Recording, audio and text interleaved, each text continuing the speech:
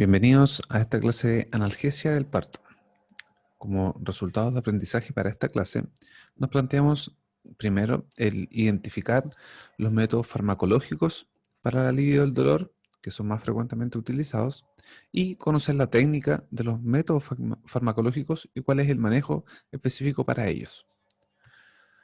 Para partir, tenemos que el organismo de la madre, durante su trabajo de parto, sabemos que enfrenta respuestas fisiológicas frente al dolor. Alguno de estos sería la liberación de cortisol, hay una respuesta del sistema nervioso simpático también, hay un aumento en la ventilación, en el número de ventilaciones por minuto, frecuencia respiratoria.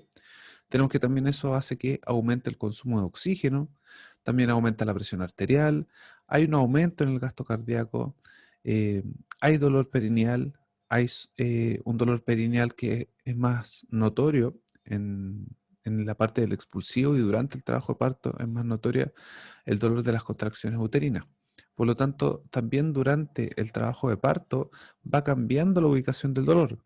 En la primera etapa, en este periodo de la dilatación y el borramiento, nosotros tenemos un dolor que es visceral, que tiene características que es más difuso, acompañado de algunos reflejos vegetativos.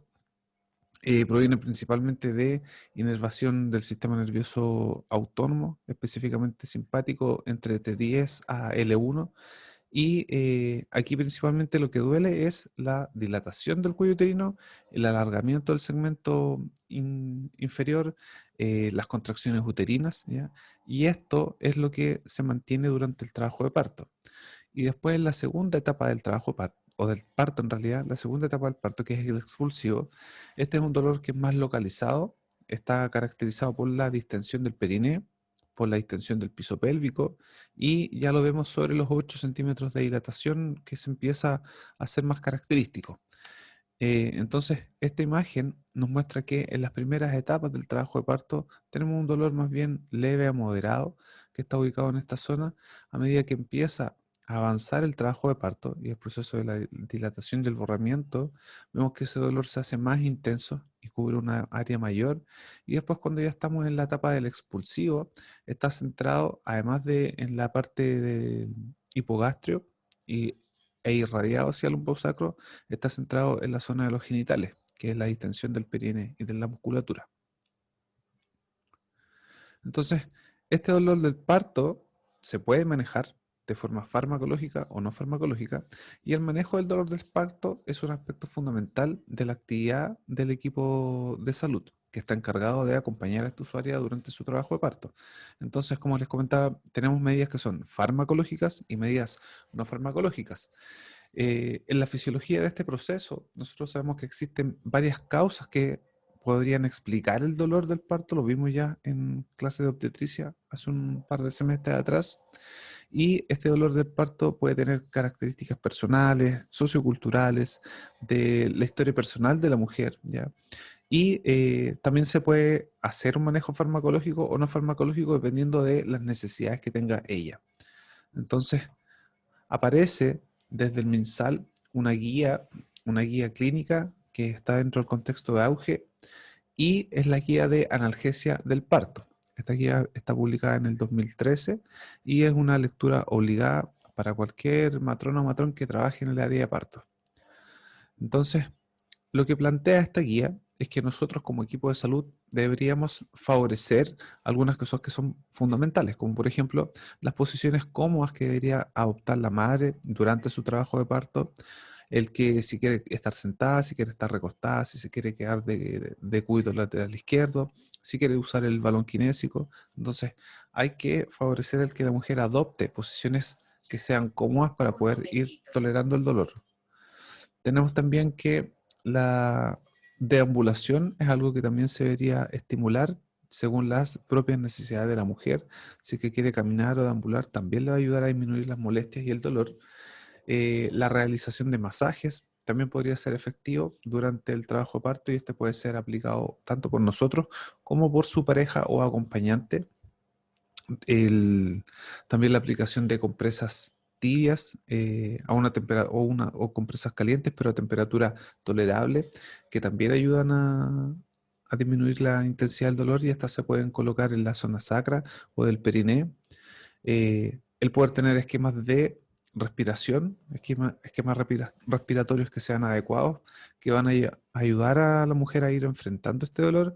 Y también, por último, plantea el apoyo farmacológico en los casos que sea necesario. Y también, obviamente, según las posibilidades locales de los servicios respectivos. Si estamos en un hospital de alta complejidad y contamos con anestesista, obviamente la anestesia peridural estaría dentro de lo que se puede ofrecer para el manejo del dolor. Si estamos en un hospital de baja complejidad, donde no contamos con anestesista, las otras alternativas farmacológicas podría ser el uso del óxido nitroso. Son los que vamos a revisar más adelante.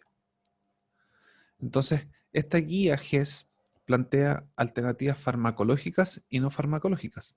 Vamos a nombrar solamente las alternativas no farmacológicas, no es el objetivo de esta clase en particular, pero a grandes rasgos para que tengan una idea, estas alternativas no farmacológicas lo que hacen es tratar de reducir la intensidad del dolor buscando una gran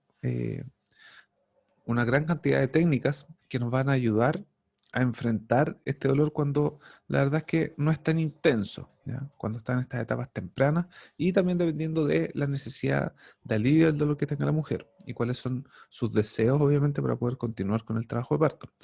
Se describe en esta guía como mecanismos de acción tres grandes grupos.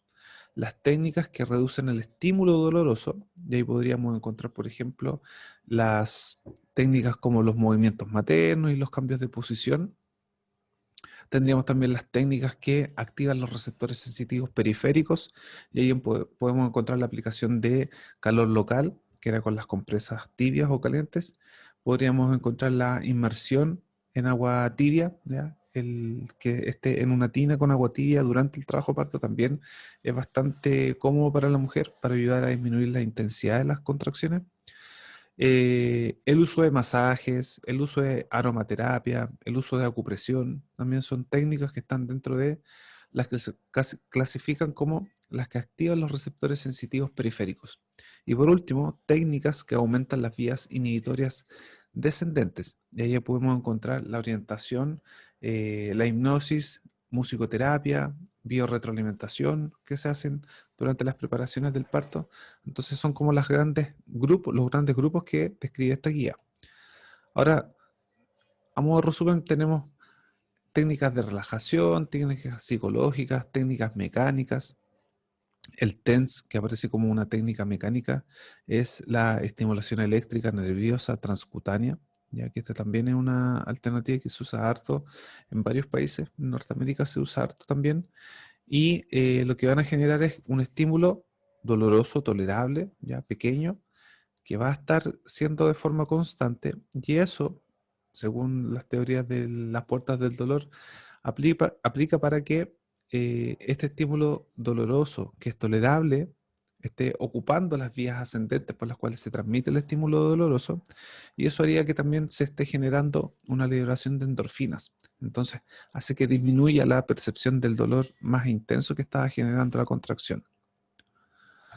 Ahora, específicamente, dentro de las medidas farmacológicas, es importante conocer que la elección de la técnica anestésica va a depender de la condición de la mujer, del progreso de trabajo parto, de los recursos humanos y de los recursos físicos que posea el hospital, ¿ya? Por lo tanto, el uso de uno u otro método farmacológico debe ser discutido de forma personalizada, de acuerdo a las preferencias de la madre, a la disponibilidad de los recursos y, como les decía, el grado de riesgo materno y o fetal. Entonces, esta guía describe como métodos farmacológicos la anestesia regional, donde está la neuroaxial, los bloqueos periféricos y la anestesia local. Plantea la anestesia inhalatoria y por último la anestesia sistémica, que puede ser por vía intravenosa o intramuscular. Aquí nos vamos a centrar solamente en dos, que son los más utilizados dentro de los vistos en la práctica en los hospitales, y son dentro de la anestesia regional, está la neuroaxial y específicamente la anestesia peridural, y la anestesia inhalatoria, que es el uso del óxido nitroso. Para la primera, que es la anestesia peridural, el objetivo primario de esta anestesia es proveer una adecuada analgesia materna con un mínimo bloqueo motor. O sea, es que se pueda reducir la intensidad del dolor que están generando las contracciones, pero que no pierda movilidad, ¿ya? Que pueda mover sus piernas, que se pueda sentar, que no tenga un bloqueo motor completo. Entonces, cuando se utilizan las técnicas neuroaxiales para la analgesia del parto, el objetivo primario es proveer una adecuada analgesia con este mínimo bloqueo motor, y la evidencia actual demuestra que las técnicas analgésicas neuroaxiales preservan en general la movilidad materna durante el trabajo parto y no alteran la evolución de este trabajo parto ni alteran el expulsivo. No hay un aumento en el número de cesáreas tampoco con el uso de anestesias peridurales. Lo que sí hay reportado es que podría aumentar la proporción de partos instrumentales versus el no uso de la anestesia peridural. El parto instrumental es cuando se tiene que utilizar un forceps o un vacuum para poder retirar al feto al momento del expulsivo. Esta anestesia peridural consiste en el alivio, como les decía, del dolor mediante la inducción de fármacos, ¿ya? Habitualmente anestésicos locales, en el espacio epidural. Y esto hace que se bloqueen las terminaciones nerviosas en su salida de la médula espinal. Entonces, se anestesiará la zona del cuerpo que corresponde a los nervios que han sido alcanzados por este anestésico local que ha sido inyectado. Importante es que cuando se hace la solicitud de la anestesia peridural, eh, esta tiene que ser, la técnica y la administración de la anestesia tiene que ser realizada por un anestesista, un anestesiólogo en este caso. Eh, Nosotros le podemos contar a la madre cuáles son los métodos farmacológicos disponibles para el alivio del dolor en el hospital, ¿ya? Y podría ser que contemos con óxido nitroso y con anestesia peridural. Tenemos que contarle a la madre cuáles son los métodos que están disponibles, eh, a grandes rasgos que sepa cómo funcionan, cuáles son las contraindicaciones que pueden tener, los efectos secundarios, y una vez que ella decide de manera informada, nosotros debemos hacer las gestiones. Por ejemplo, si es que necesita y ella solicita la anestesia peridural, es solicitar la evaluación del ginecobstetra. Él tiene que dejar la indicación escrita en la ficha clínica que se solicita anestesia peridural, y después se coordina con el anestesiólogo para que venga a evaluar a esta embarazada. Cuando el anestesiólogo viene a evaluar a la embarazada, que está en trabajo parto, que solicitó anestesia peridural, evalúa la ficha clínica, evalúa los antecedentes en búsqueda de alergias, antecedentes operatorios, para determinar si es que ha tenido experiencias anestésicas anteriormente en algún parto anterior o en algún otro tipo de operación. Tiene que hacer que lea y que firme el consentimiento informado. Le realiza una anamnesis a la mujer, evalúa sus características, saber cuántas horas de ayuno tiene, y también va a valorar y evaluar si es que hay alguna contraindicación que sea absoluta o relativa. Entonces, si hay alguna condición que impida el uso de la anestesia peridural con ella. Es importante que para la anestesia peridural el hospital cuente con los recursos físicos y el equipamiento necesario, ¿ya? Cuando se elige la anestesia neuroaxial, esta anestesia peridural, es importante contar con los elementos necesarios para poder enfrentar algunas de las complicaciones. Y estas complicaciones pueden ser hipotensión, que puede haber una toxicidad sistémica por el uso de los anestésicos locales, que puede haber una anestesia espinal total. Eso podría generar una depresión respiratoria, podrían haber náuseas, podrían haber vómitos, podría haber aspiración del contenido gástrico. Por lo tanto, el hospital tiene que contar con oxígeno, con bombas de aspiración, con elementos para poder hacer el manejo de la vía aérea en el caso de que haya una depresión respiratoria. Por ejemplo, el que le coloquen un tubo endotraqueal, que puedan administrar oxígeno por el ambú, que tengan el personal capacitado para poder enfrentar esta urgencia, y que el personal esté capacitado en técnicas de reanimación cardiopulmonar. Lo otro importante es que también tenemos que tener una vía venosa permeable de grueso calibre número 16 o número 18 para la eventual complicación y el manejo de la hipotensión. Eh, En la anestesia peridural, el tiempo de administración se refiere principalmente a cuándo poder usar la anestesia peridural, y la anestesia peridural está indicada para una usuaria, ya, una embarazada, que esté en trabajo parto en fase activa. Entonces, lo habitual es ver que se usa ya a partir de los 5 centímetros de dilatación. Entonces, usándose sobre los 5 centímetros de dilatación, la verdad es que no tiene compromisos importantes para el desarrollo del trabajo de parto, ni efectos adversos importantes para la madre o para el feto. Entonces, ¿cuándo se le va a indicar la anestesia? Lo principal es que la anestesia se indica cuando la madre lo solicita, ¿ya? Cuando el dolor materno nos dice, o cuando la madre nos dice que este dolor ya no es tolerable, por lo tanto, basta con que la madre relate que ella quiere usar este tipo específico de anestesia, se hace la gestión para la evaluación y su posterior administración. Y esta administración de anestesia peridural la debe realizar el anestesiólogo. Entonces, ¿de qué tenemos que preocuparnos nosotros en la preparación de la usuaria? ¿Ya? Y esta es una labor propia de la matrona y del matrón. Una vez que ya se ha indicado la anestesia peridural, ya está hecha la gestión, está avisado el anestesiólogo, van a preparar el material, nosotros tenemos que preocuparnos de que nuestra embarazada tenga una vía venosa permeable. Y como les comentaba, que tenga una vía venosa permeable de grueso calibre, número 16 o número 18. Esto es porque esos calibres de teflón nos van a permitir administrar volumen de forma rápida para manejar alguna eventual complicación, ¿ya? Entre estas podría ser la hipotensión. Y esta vía venosa permeable nos va a servir para la infusión de los cristaloides, que podrían ser 500 a 1000 cc de suero Ringer o suero fisiológico. Entonces, también en algunas oportunidades, y dependiendo del hospital y dependiendo de los protocolos que tengan para el uso de esta anestesia, en algunos hospitales podrían indicar una eh, administración previa de volumen antes de que se realice la anestesia peridural. O sea, para prevenir cambios hemodinámicos que puede producir este bloqueo simpático que está inducido por el bloqueo peridural, algunos recomiendan de que se administre al menos 500 cc de suero Ringer previo, ¿ya?, a la administración de la anestesia peridural, porque la anestesia peridural podría generar este bloqueo simpático, lo que va a causar que en la mujer se produzca una hipotensión. Entonces, para poder evitar este efecto notorio de la hipotensión post-anestesia, se puede administrar 500 cc de suero Ringer antes de la peridural. Otra cosa importante es asegurarnos de que nuestra usuaria tenga sus exámenes de sangre. Y específicamente dentro de los exámenes que tiene que tener, tenemos que contar con el hemograma y tenemos que contar con las pruebas de coagulación. Principalmente esto es porque una de las contraindicaciones para la anestesia peridural es que la mujer tenga una plaquetopenia. Entonces, con el hemograma nosotros podremos determinar el número de plaquetas y lo ideal para que esta mujer pueda optar a la anestesia peridural es que las plaquetas estén sobre los 100.000. Si es que hay plaquetas menos de 60.000, esta es una contraindicación absoluta para la anestesia peridural.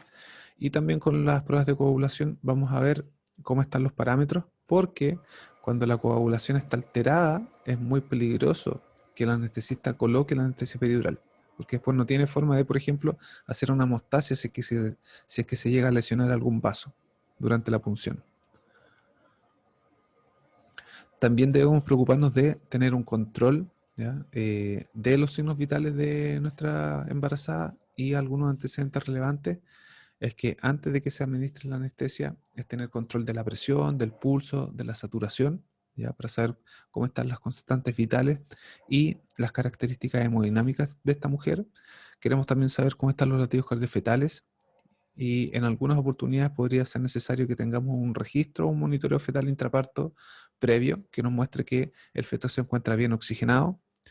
También necesitamos tener un tacto vaginal reciente, y esto es principalmente para saber la etapa en el trabajo de parto que se encuentra, la dilatación, el borramiento y el grado de encajamiento. De esta manera la necesitaba poder evaluar cuál es la cantidad de dosis y cómo enfocar la anestesia para esta mujer, y también saber cómo se encuentra la dinámica uterina.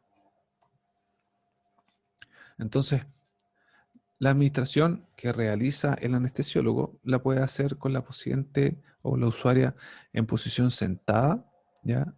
Eh, o en posición de cúbito lateral. Cualquiera de las dos posiciones, esa la va a elegir el anestesista, son las utilizadas para la administración de la anestesia. Entonces lo que se hace es que se usa una aguja que finalmente es la que llega a este espacio peridural y se aloja el medicamento, y aquí hay otra imagen. ¿Ya? Se usa este catéter.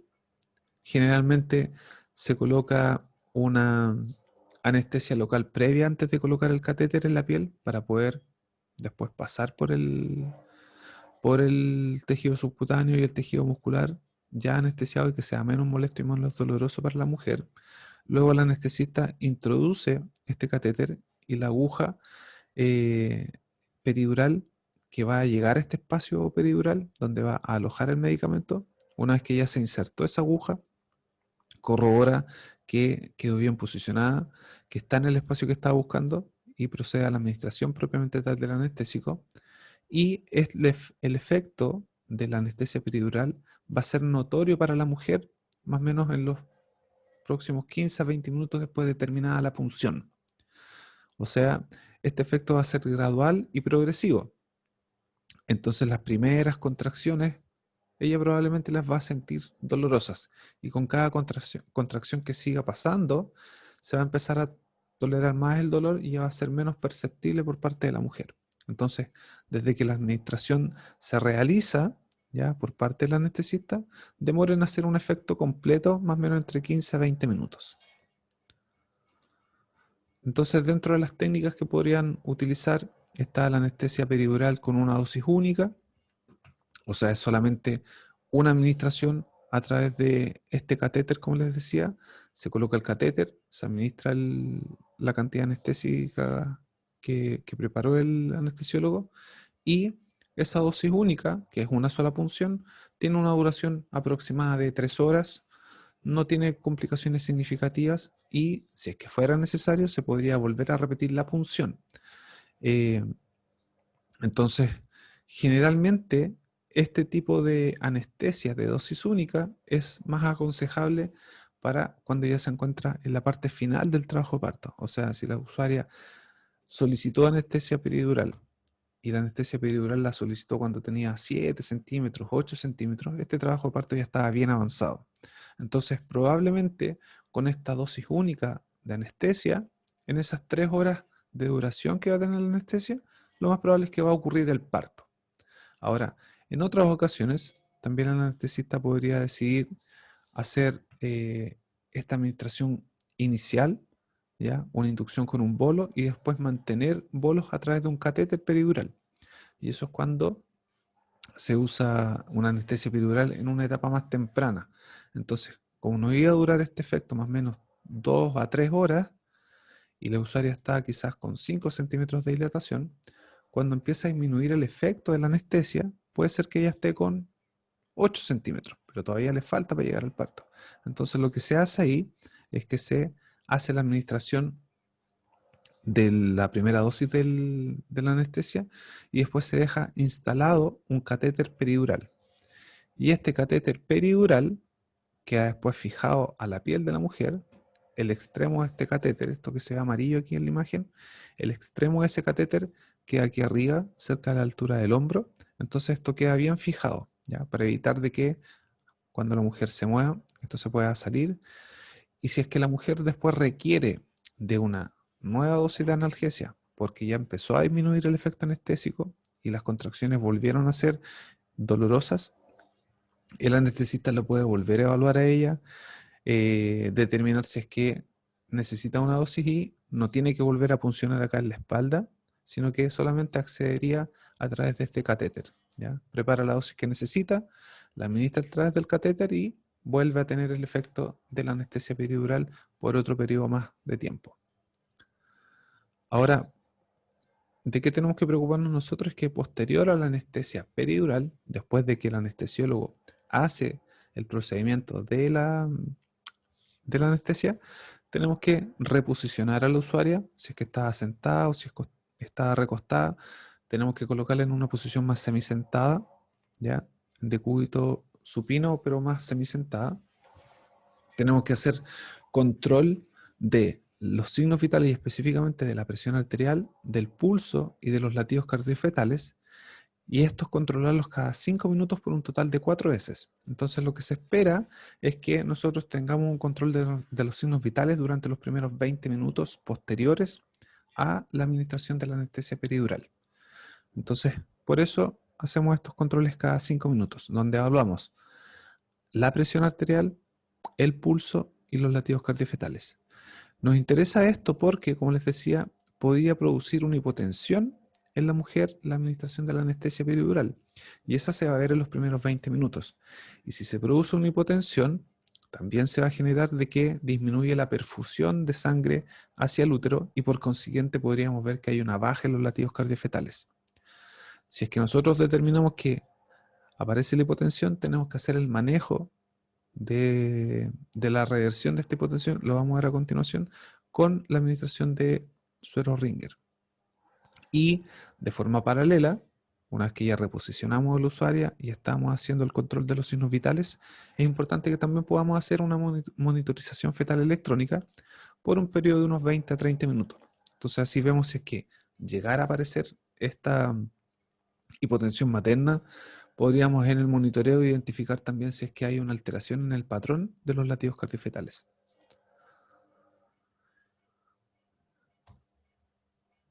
Entonces, una de las complicaciones frecuentes con las que nos vamos a enfrentar es la hipotensión post-anestesia peridural.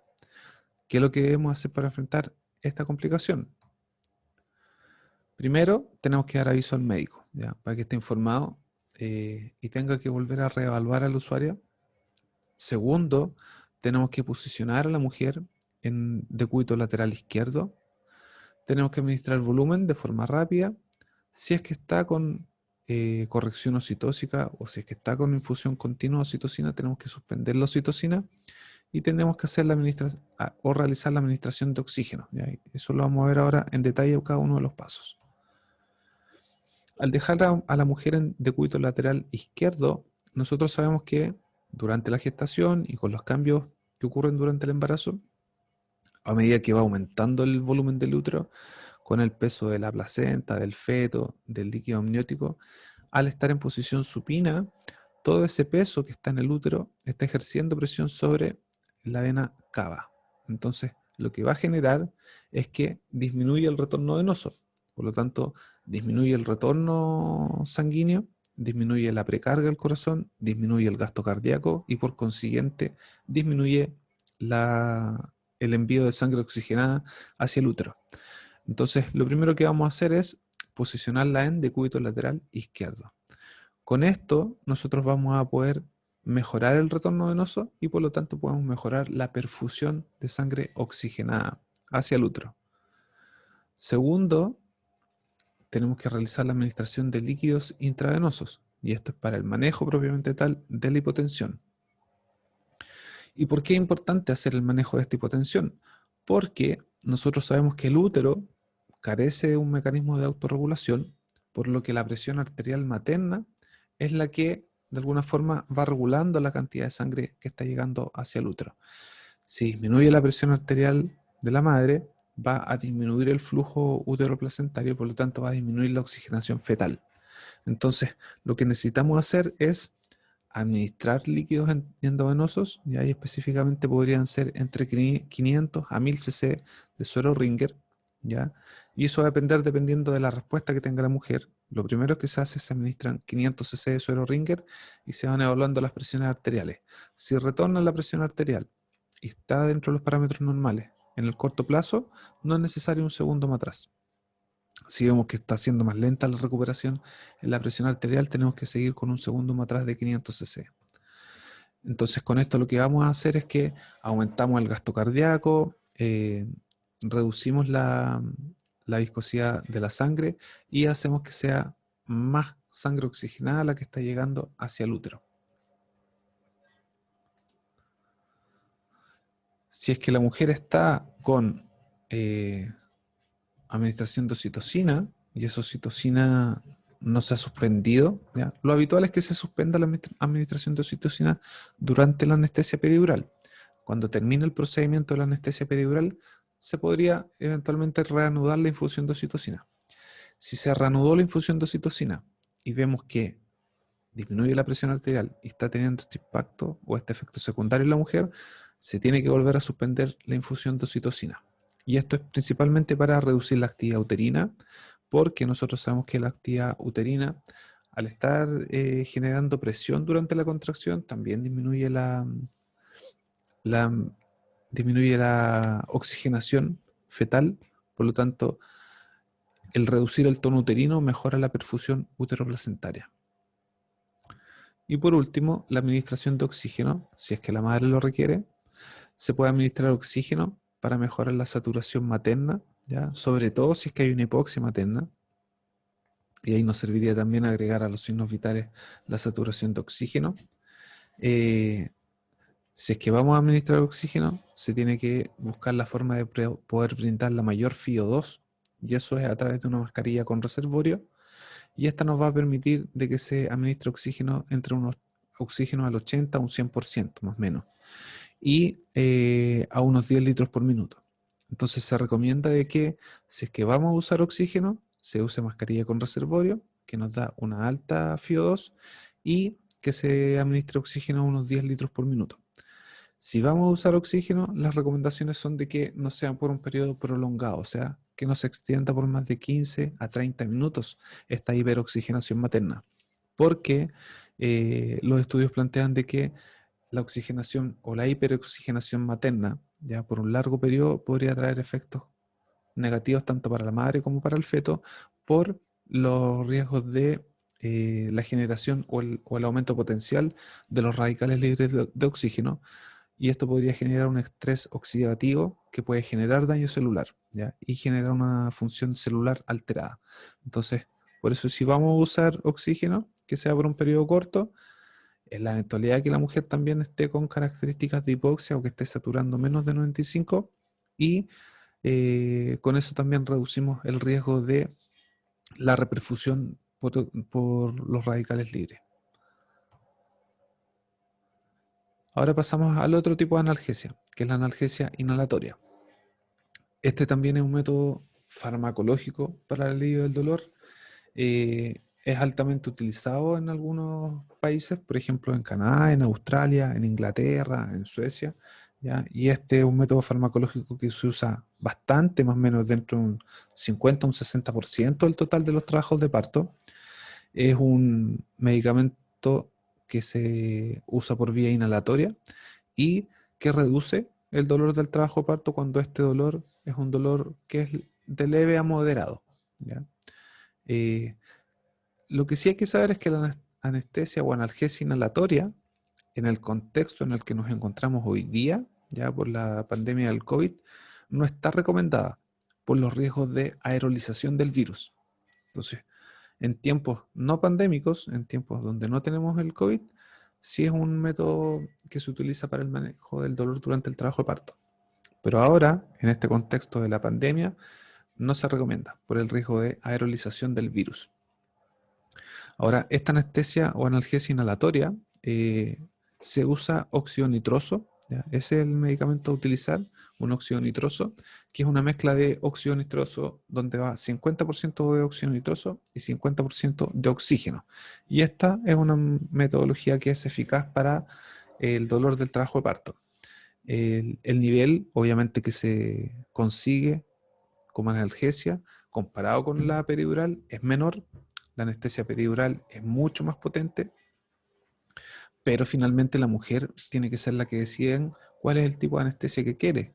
No solamente lo tiene que elegir en base a qué tan potente puede ser el efecto anestésico, sino que cuáles son las preferencias de ella, si es que tiene alguna contraindicación, si es que se siente más cómoda con uno o con otro tipo de anestesia.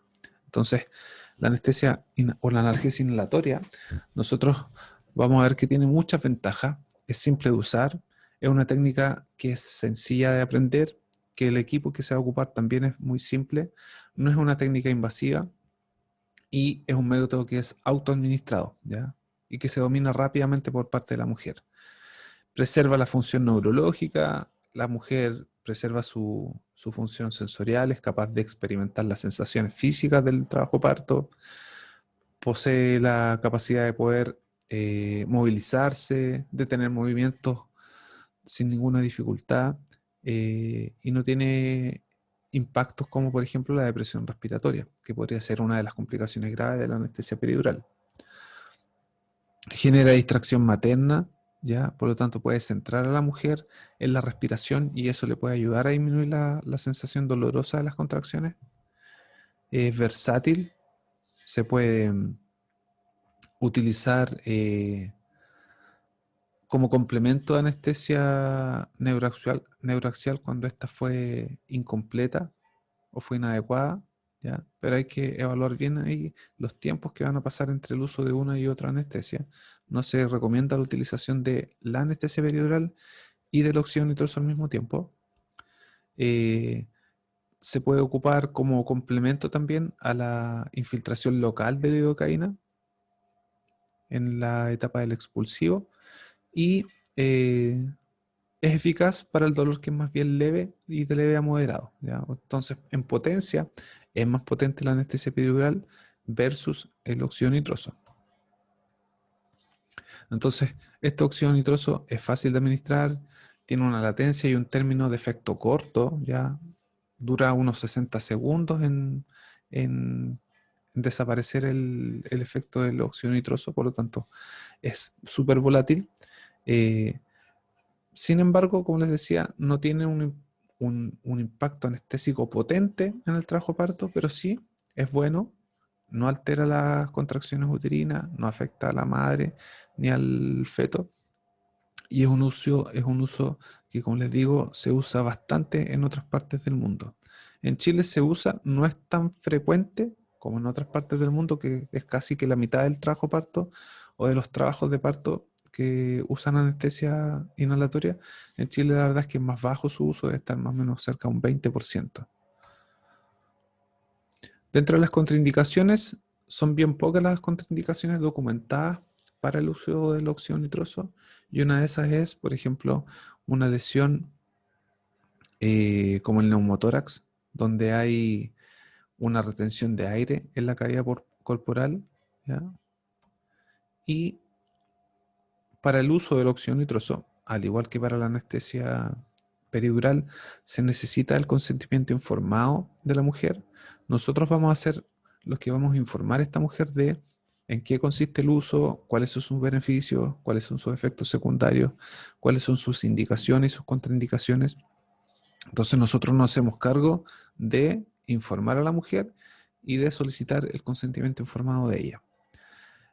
Una vez que ya contamos con el consentimiento informado, tenemos que instruir a la mujer sobre cómo es la técnica para poder realizar la administración de esta analgesia, cuáles son las expectativas también razonables del alivio del dolor. Es que la mujer no se haga expectativas eh, de que le va a quitar al 100% la sensación dolorosa y que no va a sentir nada, ¿ya? Tiene que saber ella que va a ayudar a disminuir la intensidad del dolor y se va a hacer más tolerable, pero no es que el dolor va a desaparecer por completo.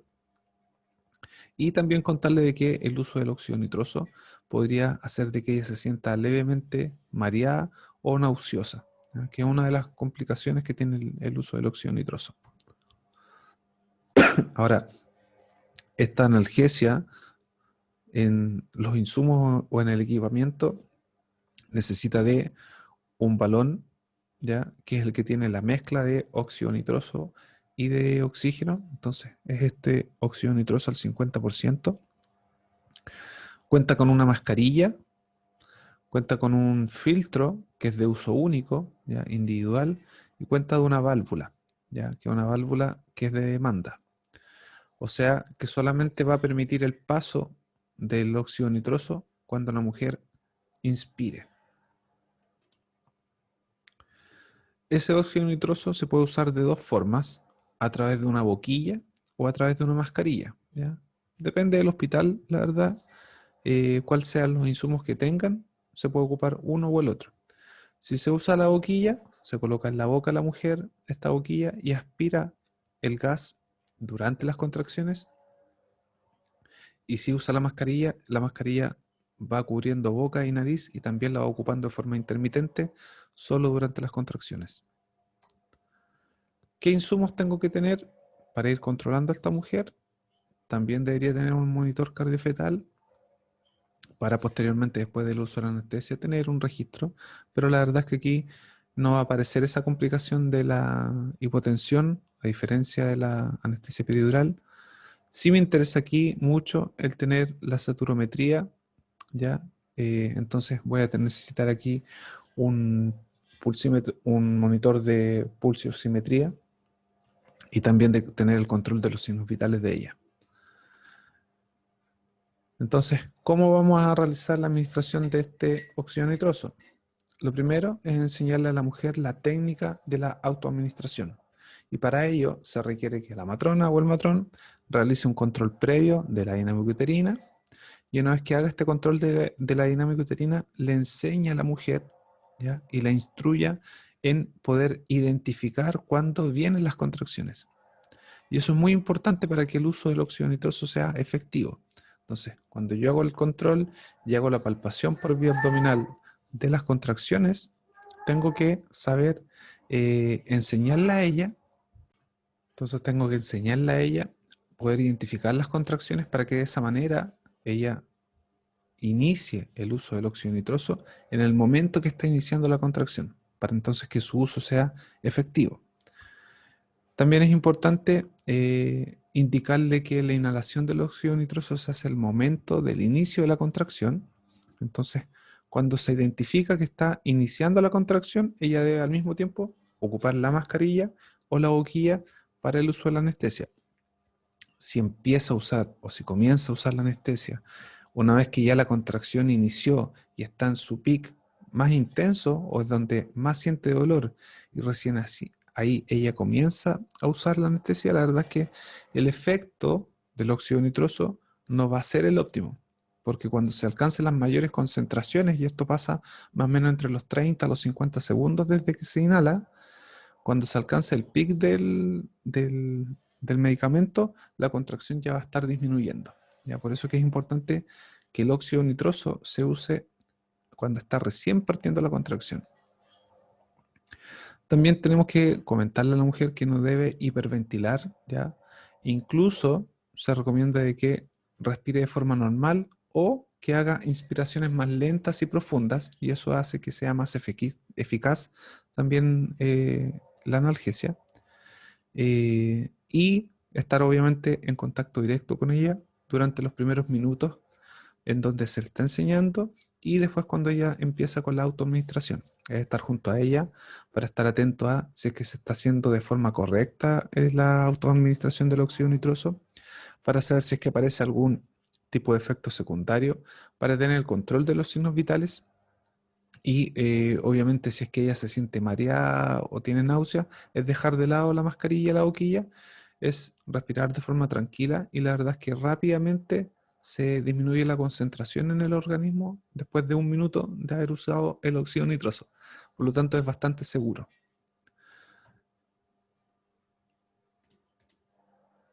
Entonces, aquí para ejemplificar, ¿por qué es tan importante que cuando nosotros le indiquemos a la mujer que va a usar el óxido nitroso, es muy importante saber reconocer el inicio de las contracciones? Entonces acá tenemos graficado en la parte de abajo las contracciones uterinas y arriba tenemos el uso del óxido nitroso. Cuando la usuaria, ya cuando nuestra embarazada, inicia la inhalación del óxido nitroso durante la contracción, desde la etapa inicial, vemos que cuando se alcanza el pic de la contracción, cuando la contracción es más intensa y es más fuerte y es más dolorosa, también coincide con que se alcanzaron los niveles máximos de óxido nitroso. Por lo tanto, está generando este efecto anestésico en conjunto a la contracción. Recordar de que el uso del óxido nitroso es intermitente. La mujer solamente va a ocupar la mascarilla durante la contracción y cuando la contracción termine, se saca la mascarilla y respira de forma normal. Cuando ella sienta que está recién apareciendo la nueva contracción, vuelve a usar nuevamente la mascarilla y cuando la contracción pasa, se vuelve a sacar la mascarilla. Por eso que este uso es intermitente y se ve así en la imagen. Ahora, cuando esta usuaria inicia de forma tardía la inhalación del óxido nitroso y vemos que partió la contracción empezó esa contracción y cuando la contracción es intensa y es dolorosa y ella recién ahí inicia la inhalación del óxido nitroso, cuando el óxido nitroso alcance su pic y su mayor concentración, va a ser justo cuando la contracción ya esté terminando. Entonces, si la mujer está usando de forma tardía este óxido nitroso, el efecto anestésico no lo va a sentir. Y la verdad es que va a decir, esto no me está sirviendo, no me gustó, siento que no me quita para nada el dolor de las contracciones, no me gustó, no lo quiero, quiero cambiar a otro tipo de analgesia. Y eso puede ser porque yo no hice la correcta educación de cómo debía utilizarse el óxido nitroso. Entonces, eso es lo que les quería mostrar a grandes rasgos con el manejo farmacológico de estos dos tipos de analgesia, que son los más usados en los servicios clínicos. Y cualquier duda o cualquier pregunta me pueden mandar un correo electrónico a jobrito@udec.cl. Les dejo también ahí la bibliografía que ocupé para poder hacer esta clase. Les voy a dejar como material de lectura obligado la guía del MinSal, de la guía GES para analgesia del parto y para la lectura complementaria, si es que alguien quiere ahondar un poco más en esto, vamos a dejar ahí estos otros artículos que son bastante actualizados que hablan sobre el manejo del dolor en el trabajo de parto. Hasta luego.